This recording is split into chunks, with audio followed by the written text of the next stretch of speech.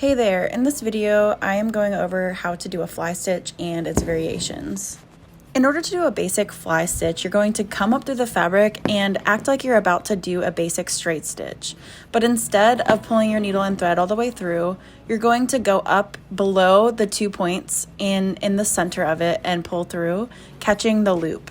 Then you will basically make a very tiny straight stitch over top of it to secure it.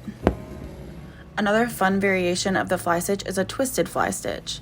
This stitch is performed very similarly, but instead of catching the loop immediately, you will actually go up through the fabric with your needle and thread below the loop, leaving it there, and then you will place your needle and thread through the loop, and when you pull this through, it will twist the working thread, and then you can secure it similar to how you did the fly stitch.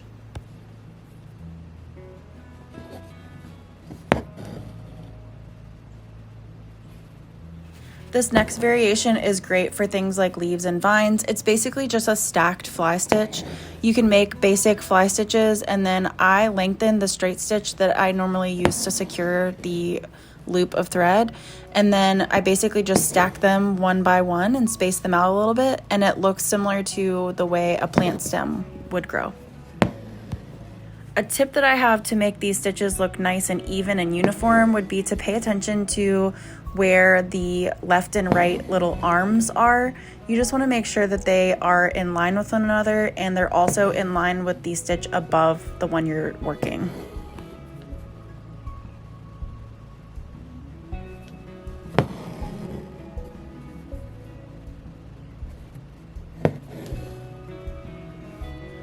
This next stitch is in the fly stitch family, and it's called a feather stitch.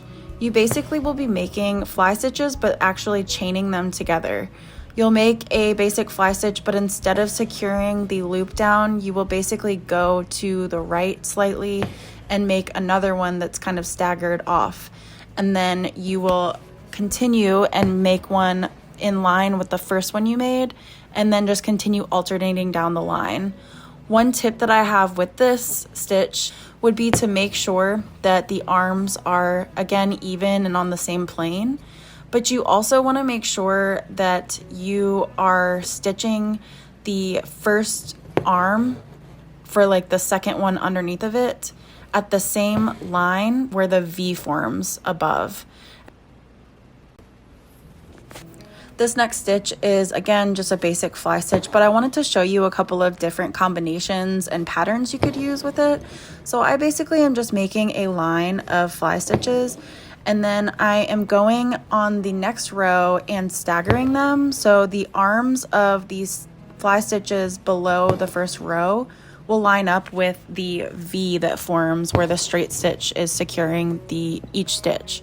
So you basically would just alternate each row, and it basically creates kind of a netting pattern or even kind of a diamond pattern. I think this can be fun if you're looking for a fill stitch that's a little bit different and not a solid fill stitch, just something a little bit more decorative.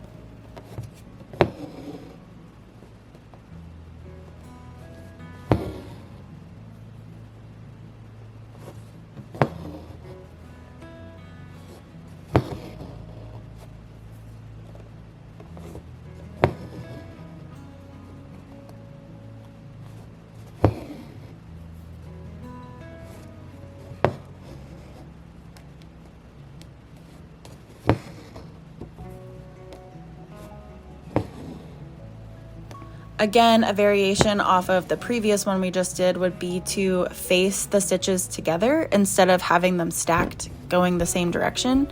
So you can make a row of fly stitches, and then I'm just sharing the hole that the straight stitch is securing the first row down, since it's kind of redundant to have another one. So I basically am just making fly stitches upside down for the next row. You could continue doing this and alternating the directions, and it makes a really cool diamond pattern.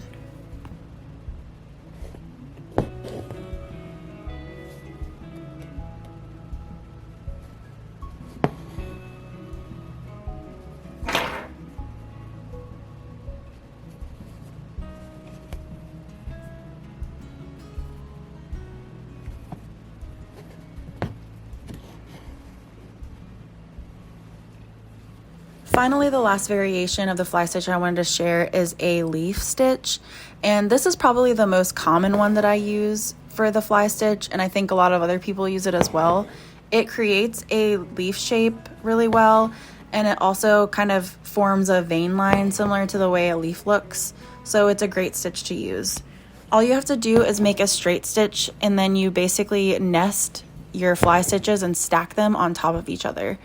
If you are having trouble getting your stitches even, it does help sometimes to draw the shape first. That way you're not getting lost and kind of making the edges uneven.